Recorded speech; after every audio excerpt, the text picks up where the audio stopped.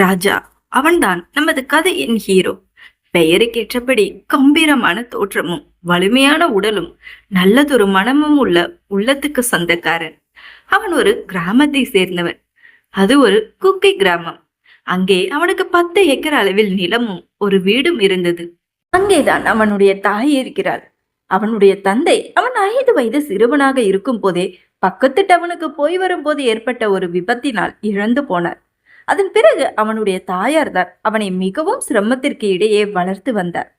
சில பல குள்ள நரிகள் கண்ணாலேயே ஆடைகளை உரிக்கும் பார்வைக்கும் பேச்சுக்கும் இடையே மிகவும் சிரமப்பட்டு அவனை வளர்த்து வந்தார். பலர் அவனை நேரடியாக அழைத்ததும் உண்டு. கணவனை இழந்த பிறகு பலரின் தவறான பேச்சுக்களையும் அவமதிப்புகளையும் எதிர்கொண்டார். யாருக்கும் தெரியாம வா, நான் உன்னை சின்ன வீடா வச்சுக்கிறேன் என்று கூப்பிட்ட மைனர் குஞ்சுகளும் உண்டு. அவனுடைய தாயார் அவனுடைய தந்தையுடன் திருமணம் முடிந்து வரும்போது அவளுக்கு வயது 18. தன்னுடைய 23 வயதிலேயே விதவியானார். அவளுடைய பிறந்த வீட்டினர் அவளுக்கு மறுமணம் செய்து வைக்க விரும்பினர். ஆனால் அந்த இளம் விதவை தாயோ எங்கே புதிதாக மற்றொருவருடன் திருமணம் நடந்தால் வருபவன் தன்னுடைய பையனை ஒதுக்கி வைத்து விடுவானோ என்று பயந்தே மறுமணத்தை ஏற்கவில்லை. தன்னுடைய மகனுக்காகவே தன்னுடைய வாழ்நாளை அர்ப்பணித்தார். ராஜாவுக்கும் தன்னுடைய தாயார் என்றால் கொள்ளை பிரியும். எந்நேரமும் தாயை நீங்கவே மாட்டார். பள்ளி நேரம் போக மீதமுள்ள நேரம் முழுவதும் தனது தாய்க்கு ஒத்தாசையாக அவர்களுடைய நிலத்தில் இறங்கி இருவரும் சேர்ந்து வேலை செய்வார்கள். தங்களுடைய செலவு போக மீதமுள்ள பணத்தை சேமித்து வைக்க தொடங்கினார். ராஜாவுக்கு வியாபாரம் என்றால் கொள்ளை விருப்பம். அதனால் சிறு வயதிலேயே வியாபாரம் சம்பந்தமான புத்தகங்களை விரும்பி படிப்பான். தன்னுடைய 12ஆம் வகுப்பு வரையிலும் உள்ளூரிலேயே உள்ள பள்ளிகளில் படித்தான். பிறகு உயர்கல்விக்காக அருகில் உள்ள ஊரில் உள்ள கல்லூரியில் பிசினஸ் சம்பந்தமான துறையை தேர்ந்தெடுத்து படித்தவன். அதிலும் சிறப்பாக தேர்வு செய்து கோல்டு மெடல் வாங்கினான். அவன் கல்லூரியில் படிக்கும் காலத்திலேயே சிறியதாக ஏற்றுமதி இறக்குமதி தொழில் செய்ய ஆரம்பித்தான். மிக சிறிய முதலீட்டில் ஆரம்பித்த அவனுடைய தொழிலானது அவன் கல்லூரி முடித்து வெளியே வரும்போது பெரிய அளவில் விரிவாக்கம் அடைந்தது. பிறகு அவன் ஊரை விட்டு கிளம்பி தன்னுடைய தாயுடன் சென்னைக்கு வந்தான். அங்கிருந்தபடியே தன்னுடைய ஏற்றுமதி இறக்குமதி தொழிலை விரிவாக்கம் செய்தான். அவனுக்கு ஒரு பழக்க வழக்கம் இருந்தது. அவன் எங்கேயும் தன்னை ஒரு மிகப்பெரிய பிசினஸ் மேனாக காட்டிக்கொண்டது இல்லை. அவனை பார்க்கும் யாரும் அவன் ஒரு செல்வந்தன் என்று சொல்ல முடியாது. அந்த அளவுக்கு யதார்த்தமாக இருப்பான். ஆனால் அவனை பார்க்கும் எந்த ஒரு பெண்ணும் ஒரு நிமிடம் நின்று அவனை ரசித்து விட்டுதான் செல்வார்கள். அவனுடைய தாயும் அவனுடன் தங்கி இருந்து அவனை நல்வழியில் நடத்தி சென்றார். அவனும் எந்த ஒரு தீய பழக்க வழக்கமும் இல்லாமல் குணசீலனாக இருந்தான். தன்னுடைய 25ஆம் வயதில் சிறந்த தொழிலதிபராக தேர்வு செய்யப்பட்டான். அந்த விருதை கூட அவனுடைய கம்பெனியின் சார்பாக அவனுடைய மேனேஜர் பெற்றுக்கொண்டு வந்தார். அந்த அளவுக்கு அவன் வெளி உலகத்திற்கு தன்னை அடையாளப்படுத்திக் கொள்ளவில்லை. அதை அவன் விரும்பவும் இல்லை. யதார்த்தமாக வாழவே விரும்பினான். அவன் தங்கியிருக்கும் பங்களா கூட அங்கே அவன் வாடகைக்கு தங்கியிருக்கிறான் என்றுதான் நினைப்பார்கள். அந்த அளவுக்கு எளிமையானவன். யாரேனும் உதவி கேட்டு வந்தால் வாரிங்கு வழங்கும் வல்லமை உடையவன். அப்படிப்பட்டவனுடைய வாழ்க்கையில் 2 பெண்கள் நுழைந்து அவனுடைய வாழ்க்கையை தலைகீழாக மாற்றிவிட்டார்கள். 2 பெண்களின் வருகை ராஜாவின் வாழ்க்கையை முற்றிலும் மாற்றியது. 2 பெண்கள் ஒன்று சேர்ந்தால் அவனின் நிலை என்னதான் ஆகும்? அவர்களை பற்றியும் அவர்களால் அவனுக்கு ஏற்படும் நிலைமையையும் நாம் போக போக அவர்களோடு சேர்ந்தே பயணித்து கேட்போம். சென்னையில் வேளச்சேரியில் குடும்பமாக வசித்து வருபவர் கிருஷ்ணர். அவர் இராணுவத்தில் பணி செய்தவர். இராணுவத்தில் மேனேஜராக பணி செய்து ஒரு கட்டத்தில் வேலையை விட்டுவிட்டு குடும்பமாக வசித்து வருகிறார். சொந்தமாக தொழிலும் செய்து வருகிறார். இறால் ஏற்றுமதி செய்கிறார். அவருடைய மனைவி காவியா. அவர்களுக்கு 2 பெண்கள். மூத்தவள் திவ்யா கல்லூரியில் மேற்படிப்பில் முனைவர் பட்டத்திற்கு படிக்கிறார். அவளுடைய வயது 24. படித்து முடித்ததும் திருமணம் செய்து வைத்து விட வேண்டும் என்று நல்ல ஒரு வரனுக்காக காத்து இருக்கிறார்கள். அவள் ஒரு அக்மார்க் தமிழ் பெண். அதிகமாக சேலைகளை விரும்பி அணிவாள். அவளுடைய அதிகபட்ச மாடர்ன் உடை சுடிதார் தான். அவளுக்கும் ஆண் நண்பர்கள் உண்டு. அவர்களில் ஒரு சிலரை வீட்டிற்கு அழைத்து வருவார். அவர்களுடன் நட்பாக பழகுவார். அவர்களில் முக்கியமானவர் தர்ஷன். அவளுக்கு ஒரு தங்கையும் உண்டு. பெயர் பவித்ரா. அவளுடைய அதிகபட்ச உடலை மூடி மறைக்கின்ற உடையே ஜீன்ஸும் டாப்பும் தான். அவள் நவீன உடைகளை விரும்பி அணிவாள். ஆனால் தனது கண்ணியத்தை எப்போதும் காத்து கொள்வாள். எல்லாத்தையும் காட்டிக்கொண்டு அலைவாள் என்று எதிர்பார்க்க வேண்டாம். அது எல்லாம் சரியாக அணிவாள். அப்படியே அக்காவுக்கு எதிர்குணம் கொண்டவர். ஆனாலும் இருவரும் ஆண் நண்பர்கள் விஷயத்தில் சற்று ஒத்து போவார்கள். ஆனாலும் பவித்ராவுக்கு அக்காவை விட ஆண் நண்பர்கள் அதிகம். அவளும் அவளுடைய ஆண் நண்பர்களை வீட்டிற்கு அழைத்து வருவார். பெற்றோர்கள் கண்முன்னே அவர்கள் மேல் கைகளை போட்டு அமர்ந்திருப்பார். அவளுடைய பெற்றோர்கள் எவ்வளவோ அவளை கண்டித்து பார்த்துவிட்டு அவளை அப்படியே தண்ணி தெளித்து விட்டு விட்டார்கள். தற்பொழுது அந்த மாடல் மகாலட்சுமி குழந்தை பேறு மருத்துவம் படித்துக் கொண்டிருக்கிறார். அவளுக்கு வயது 23 ஆகிறது. அவளுடைய அக்காவுக்கு திருமணம் முடிந்தவுடன் ஏதாவது இளிச்சவாயனா பார்த்து அவன் தலையில இவளை கட்டி வைத்து விட வேண்டும் என்று எதிர்பார்த்து காத்திருந்தார்கள். அக்கா தங்கை இருவரும் குணத்தில் வெவ்வேறாக இருந்தாலும் இருவரும் ஒருவரை ஒருவர் விட்டு கொடுக்க மாட்டார்கள். இருவருக்குள்ளும் அதிக பாசம் உண்டு. இருவரும் சில நேரங்களில் ஒன்றாக சுற்றுவார்கள். பவித்ரா வெளியே சில நேரங்களில் பிரச்சனை செய்து காவல் நிலையம் வரை சென்று வருவாள். அதனால் அவளை வீட்டில் யாரும் மதிப்பதில்லை. வீட்டில் வேலைக்காரர்கள் கூட அவளுடைய உடையை பார்த்து முகத்தை சுளித்து ஒதுக்கி சென்று விடுவார்கள். சில வேலைக்காரர்கள் அவளை தவறான பார்வையில் பார்த்தாலும் அவள் அதை பொருட்படுத்தாமல் இருந்தாள். அதிலெல்லாம் அவள் மிகவும் கவனமாக இருப்பாள். நம்முடைய மாடல் மகாலட்சுமி பவித்ரா. நம்முடைய ராஜா வசிப்பது ராயப்பேட்டையில். அவன் அதிகமாக தன்னுடைய ஏற்றுமதி தொழிலுக்காக வெளிநாடு சென்று வருவான். ஓய்வாக இருக்கும் நேரத்தில் மெரினா கடற்கரையில் நடைப்பயிற்சி செய்வது வழக்கம். அன்று காலையிலும் வழக்கம் போல தன்னுடைய ராயல் என்ஃபீல்டு வண்டியை ஓட்டிக்கொண்டு கடற்கரையை அடைந்தான் ராஜா. அங்கு வழக்கமாக வண்டியை பார்க் செய்யும் இடத்தில் பார்க் செய்துவிட்டு மெதுவாக ஓடத் தொடங்கினான்.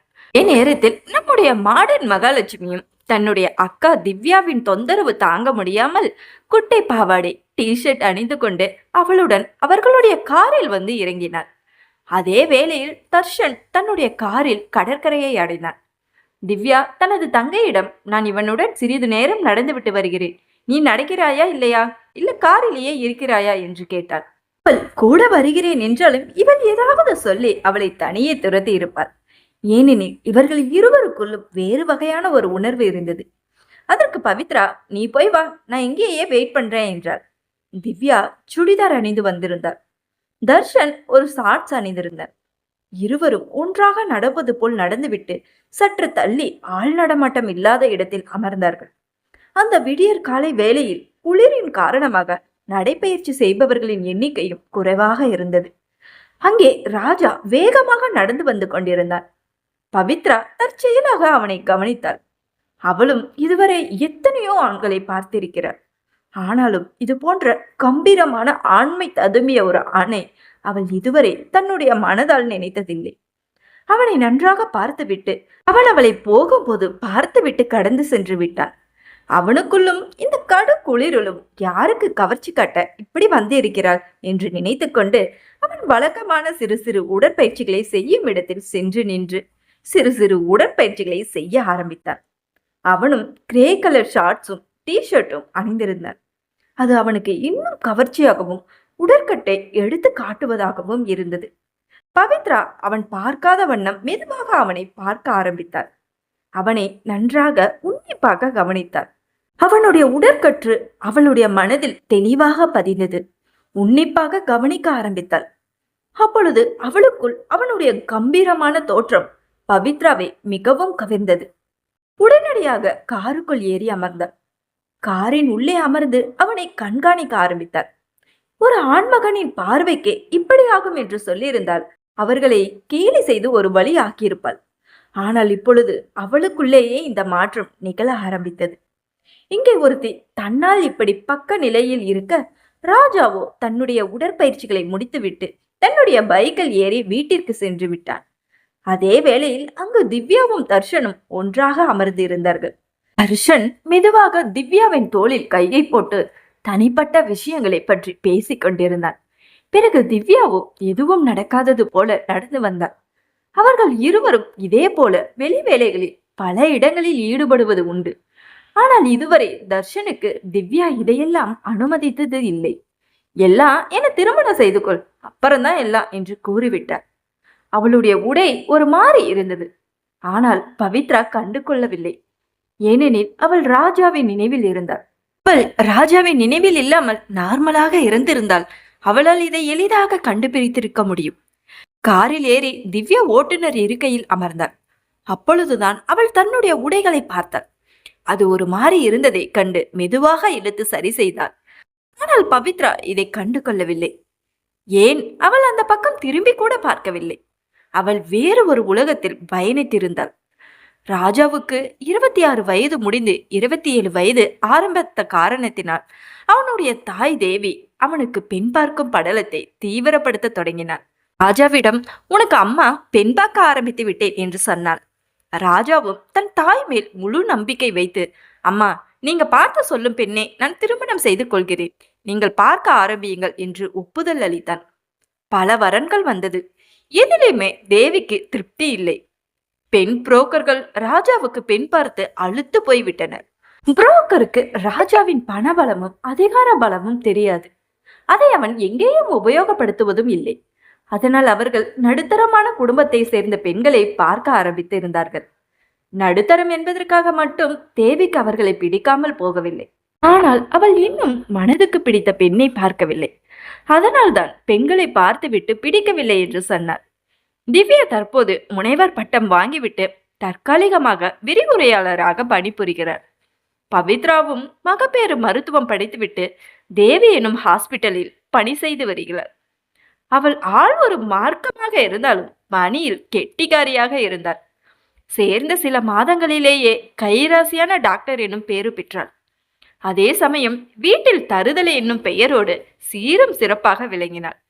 திவ்யாவின் ஜாதகம் தேவியின் கைகளில் வந்தது. அவளுக்கு திவ்யாவை போட்டோவில் பார்த்தவுடன் மிகவும் பிடித்துவிட்டது. அவள் ராஜாவின் சாதகத்தோடு சேர்த்து ஜோசியரிடம் சென்று இருவருக்கும் ஜாதக பொருத்தம் பார்த்தாள். ஜாதகம் நன்றாக அமைந்து வந்தது. அவர் புரோக்கரை அழைத்து ஜாதகம் நன்றாக பொருந்தி வந்திருப்பதாக கூறினார். மேலும் இப்பொழுது பெண் பார்க்க வரலாமா என்று கேட்டு வருமாறு கூறினார். அந்த ஜாதகத்தை பார்த்தவுடன் புரோக்கருக்கு அவர்கள் கூறியது ஞாபகம் வந்தது. அவர்கள் கூறியது நல்ல வசதியான கம்பீரமான எந்த ஒரு தீய பழக்கமும் இல்லாத பையனாக இருக்க வேண்டும் என்று கேட்டிருந்தார்கள். எல்லாம் ஓகே தான், ஆனா பணக்காரன் என்றவுடன் இது பொருந்தாது என்று நினைத்து, அம்மா இது ஜாதகம் மாறி வந்துவிட்டது, என்னை மன்னித்து விடுங்கள் என்றார். ஏனெனில் அவருக்கு ராஜாவை பற்றிய ரகசியம் தெரியாது. அவன் ஒரு பெரும் பணக்காரன் என்று. நீங்கள் எதற்கும் பெண் வீட்டாரை கேட்டு பாருங்கள், அவர்கள் ஒப்புக்கொண்டால் இந்த பெண்ணையே பேசி முடிக்கலாம் என்றாள் தேவி. தரகர் ராஜாவுடைய ஜாதகத்தை கிருஷ்ணனிடம் கொடுத்தார். போட்டோவில் ராஜா கம்பீரமாக இருந்த அவனை பார்த்தவுடன் கிருஷ்ணனுக்கு மிகவும் பிடித்துவிட்டது. ஜாதகத்தை வாங்கி கொண்டார். தரகர் தயங்கியபடியே, ஐயா நீங்கள் பணக்கார மாப்பிள்ளையை பார்க்க சொன்னீர்கள், ஆனால் மாப்பிள்ளை பையன் நடுத்தர வர்க்கத்தை சேர்ந்தவன், அவர்கள் வீட்டில் ஜாதகம் பார்த்து விட்டார்கள், உங்களுக்கு பிடித்திருந்தால் பெண் பார்க்க வர தயாராக இருக்கிறார்கள் என்றார். அவருக்கு ராஜாவை பிடித்து விட்டதால் கிருஷ்ணனும் அது ஒன்றும் பிரச்சனை இல்லை, எனக்கு 2 பெண்கள் தான், அதனால் பிறகு சொத்தில் பாதியை அவருக்கு கொடுத்து அவரை இங்கேயே வைத்துக் கொள்ளலாம் என்று சொன்னார். அதனால் நான் சொல்லும் நாளில் வந்து பெண்ணை பார்த்து கொள்ளுமாறு கூறுங்கள் என்று சொல்லிவிட்டார். மாப்பிள்ளை பற்றிய மற்ற விவரங்களையும் அவருடைய குடும்ப விவரங்களையும் பற்றி கேட்டறிந்து கொண்டார். பெண் பார்த்து இருவருக்கும் பிடித்து விட்டால் வரும் நல்ல முகூர்த்திலேயே திருமணத்தை முடித்து விடலாம் என்று முடிவு செய்தார். கிருஷ்ணன் தனது மனைவி காவியாவிடம் இது குறித்து ஆலோசனை செய்தார். அவருக்கும் கம்பீரமான அந்த மாப்பிள்ளையை மிகவும் பிடித்துவிட்டது. அதனால் இருவரும் சேர்ந்து திவ்யாவுக்கு ராஜாவை மனம் முடிக்க முடிவு செய்தார்கள். ஒரு நாள் காலையில் திவ்யாவிடம், நீ வேலைக்கு போக வேண்டாம், மதியம் வர பர்மிஷன் போட்டுக்கோ, 10 மணிக்கு உன்னை பொண்ணு பார்க்க வராங்க, பிடித்து விட்டால் அடுத்து நல்ல முகூர்த்தத்தில் முடித்து விடலாம் என்று நானும் அம்மாவும் முடிவு செய்தோம் என்று கிருஷ்ணன் தன் மகள் திவ்யாவிடம் கூறினார். திவ்யா இதுவரை தந்தையின் சொல்லை மீறியதில்லை. இதுவரை அப்படி நடந்து கொண்டாலோ அல்லது அவ்வாறு நடித்தாரோ என்பது ஆண்டவனே அறிவான். அதே சமயம் பவித்ரா வேலைக்காக சென்று விட்டார். அவள் வேலைக்கு சென்ற பிறகுதான் பெண் பார்க்க மாப்பிள்ளை வீட்டாரை வர வேண்டும் என்று நினைத்தார்கள். எங்கே பவித்ராவின் கோலத்தை பார்த்து திவ்யாவை வேண்டாம் என்று சொல்லிவிடுவார்களோ என்று இருவரும் பயந்தார்கள். பவித்ரா வீட்டில் இருக்கும் பொழுது எப்பொழுதும் போல குட்டை பாவாடையும் ஆண்கள் போடுவது போல ஒரு சட்டையும் போட்டு கொண்டிருப்பார். வேலைக்கு செல்லும் போது ஜீன்ஸும் குர்த்தியும் போட்டுக்கொண்டு போவாள். தினமும் காலை தவறாமல் பீச்சுக்கு போய் தனது காதலன் ராஜா வருகிறானா என்று பார்த்து விட்டுதான் வருவாள். ஆம், அவள் ராஜாவை மனதார காதலிக்க தொடங்கினாள். அதை சொல்வதற்கு ராஜாவும் வரவில்லை.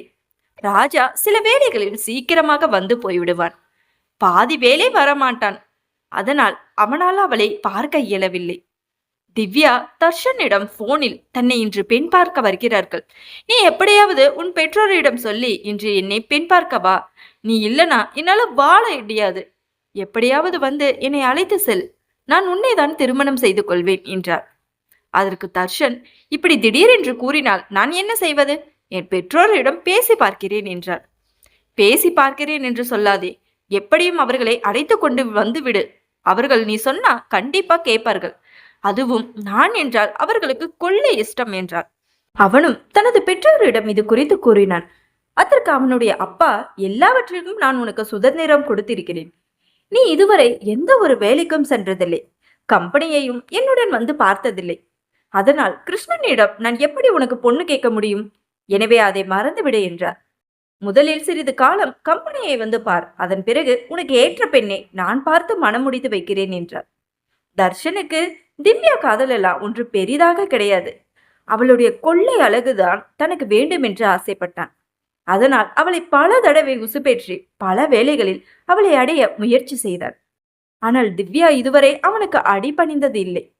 தர்ஷன் திவ்யாவுக்கு போன் செய்து, தன்னால் இப்பொழுது உன்னை பெண் பார்க்க வர முடியாது, மேலும் 6 மாதங்கள் டைம் கொடுத்தால் கண்டிப்பாக திருமணம் செய்து கொள்வதாக கூறினான். திவ்யாவுக்கு அது பெரியதாக தோன்றவில்லை. மாறாக தற்பொழுது அவளை பெண் பார்க்க வரவிருக்கும் ராஜா மேல் வன்மம் கொண்டாள். அவளுடைய வாழ்க்கையில் ராஜா குறுக்கிடுவதாக அவள் நினைத்தாள். திருமணம் ஆகாமலேயே ராஜாவின் மேல் கடும் கோபம் கொண்டாள். எதையும் அறியாத தேவியும் ராஜாவும் பெண் பார்க்க வந்தார்கள். பெண் பார்க்க வந்தவர்களுக்கு பெண் மிகவும் பிடித்து விட்டது. குறிப்பாக ராஜாவை விட தேவிக்கு தான் திவ்யாவை மிகவும் பிடித்தது. அதனால் தனது தாய்க்காக ராஜா ஒப்புக்கொண்டார். ராஜாவுக்கு திவ்யாவோ மேல் பெரிதாக ஒன்றும் விருப்பு வெறுப்பு எதுவும் கிடையாது. ஆனாலும் தனது தாய்க்காக ஒப்புக்கொண்டார். திவ்யாவும் குறை சொல்ல முடியாத பேரழகிதான். அதனால் அவன் மனதை திவ்யா பக்கம் சாய விட்டான். பவித்ரா ராஜாவை தேடி தேடி களைத்து போனாள். ஆனால் அவன் தன் தேடலை மட்டும் விட்டுவிடவில்லை. அதே நேரத்தில் தனது அக்காவுக்கு திருமண ஏற்பாடுகள் நடந்தது. ஆனால் அதை யாரும் அவளிடம் தெரிவிக்கவில்லை. பொதுவாக அவளை யாரும் தற்போது மதிப்பதும் இல்லை. அவளை எந்த ஒரு காரியத்திற்கும் எதிர்பார்க்கவும் இல்லை. அவளை பொறுத்தவரையில் அவள் பல ஆண்களுடன் சுற்றி திரியும் ஒரு பொறுக்கி பொன் போலதான் தோன்றினாள்.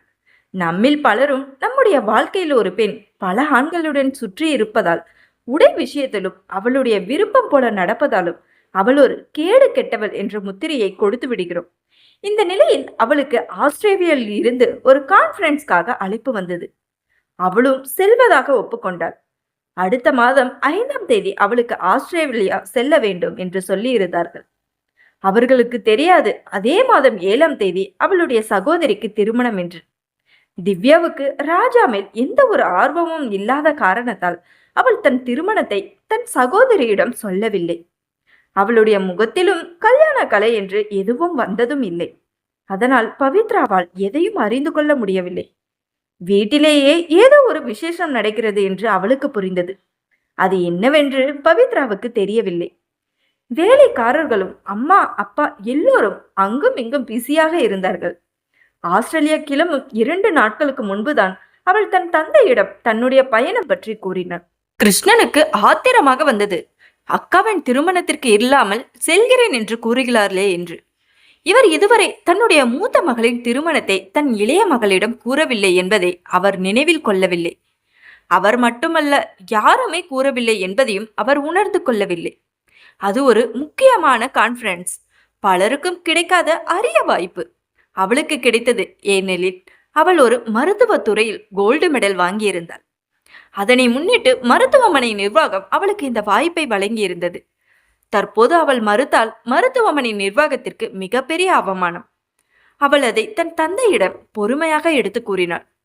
ஒரு வகையில் அவருக்கு பெருமையாக இருந்தாலும் அவள் தன் சகோதரியின் திருமணத்திற்கு இருக்காமல் போகிறாளே என்று சொல்கிறாளே என்று அவள் மேல் கோபமும் வந்தது. எனினும் திவ்யாவின் திருமண நாளில் வேறு ஏதேனும் குழப்பம் வராமல் இருந்தால் சரி என்று அவரும் போய் வா என்று அனுமதி அளித்தார். தன் சகோதரியின் திருமணத்திற்காக அவள் 2 வைர மோதிரங்களை வாங்கி ஒன்றை அவளுடைய சகோதரிக்கும் என்றும் மற்றொன்றை அவளுடைய மாமாவுக்கு என்றும் சொல்லி இரண்டையுமே திவ்யாவின் கையில் கொடுத்துவிட்டு கிளம்பி விட்டார். அவளுக்கு தெரியாது அவளுடைய மனதில் இருக்கும் மாமாதான் இப்பொழுது திவ்யாவுக்கு பார்த்திருக்கும் மாப்பிள்ளை என்று. பவித்ராவும் கிளம்பி வெளியே சென்று விட்டார். குறித்த நேரத்தில் குறித்த முகூர்த்தத்தில் திவ்யாவுக்கும் ராஜாவுக்கும் திருமணம் வெகு விமர்சையாக நடந்தது. ஊரில் உள்ள பெரும் தலைவர்களும் அரசியல்வாதிகளும் திருமணத்திற்கு வந்திருந்தார்கள். கிருஷ்ணனுக்கும் அவன் குடும்பத்தாருக்கும் ஆச்சரியமாக இருந்தது. பெரிய பெரிய புள்ளிகளின் திருமணத்திற்கு வந்திருக்கிறார்களே என்று. அவர்களுக்கு அவர்களுடைய மாப்பிள்ளையின் இருக்கும் செல்வாக்கு பற்றி தெரியவில்லை. ஒரு வழியாக திருமணம் முடிந்து முதலிரவு வந்தது. ராஜா மனதில் பலவித கற்பனைகளோடு அறையில் காத்திருந்தான். பொதுவாக கிருஷ்ணனுக்கு பொழுதுபோக்காக கிளப்புகளுக்கு செல்லும் பழக்கம் இருந்தது. அவருடைய மனைவி காவ்யாவுக்கும் லேடி கிளப் என்று அதிகமாக சுற்றுவாள். சில பணக்காரர்களுக்கு இது ஒரு பொழுதுபோக்கு. சிலர் தற்புகழ்ச்சிக்காக இது போல செய்வார்கள். தங்களை பெரியவர்களாக காட்டிக்கொள்ள சில பெண்களும் சில ஆண்களும் இது போல செயல்களில் தங்களை ஈடுபடுத்திக் கொள்வது வழக்கம். எவ்வளவு நடந்தாலும் இந்த வயதிலும் கிருஷ்ணன் தன் மனைவி காவியாவை கவனிக்காமல் இருக்க மாட்டான். காவியாவுக்கும் பஜனை மேல் ஆர்வம் அதிகம். அவளும் அவருக்கு ஈடு கொடுத்து செயல்படுவார். காலை முதல் மாலை வரை உற்சாகமாக இருக்கும் அம்மா விடியற் காலையில் நடந்து வரும்போது நடக்கும் நடையில் வித்தியாசம் தெரியும். மகள்கள் இருவரும் அம்மா வேலை செய்து களைத்து விட்டாள் என்று நினைப்பார்கள். அந்த வேலை என்ன வேலை என்று வேலை செய்த கிருஷ்ணனுக்கும் வேலை வாங்கிய காவ்யாவுக்கும் தான் தெரியும். இது அவர்களுடைய மகள்களுக்கு தெரியாது. சரி சரி, நாம் அடுத்து ராஜாவின் அறையில் திவ்யாவிற்கு என்ன நடக்கப் போகிறது என்று பொறுத்திருந்து பார்ப்போம். ராஜா அறையில் திவ்யாவுக்காக காத்திருக்க தொடங்கினார். சற்று நேரத்தில் திவ்யா பால் சொம்புடன் அறைக்குள் நுழைந்தாள். வந்தவள் ஃபார்மாலிட்டி முறையில் ராஜாவின் காலில் விழுந்து பணிந்து எழுந்தாள். ராஜா அவன் கையில் எழுந்த பாலை வாங்கி மேசையில் வைத்தான். பின்னர் இருவரும் சிறிது நேரம் மனம் விட்டு பேசிக்கொண்டு தங்களுடைய புதிய வாழ்க்கையை மகிழ்ச்சியுடன் தொடங்கினர்.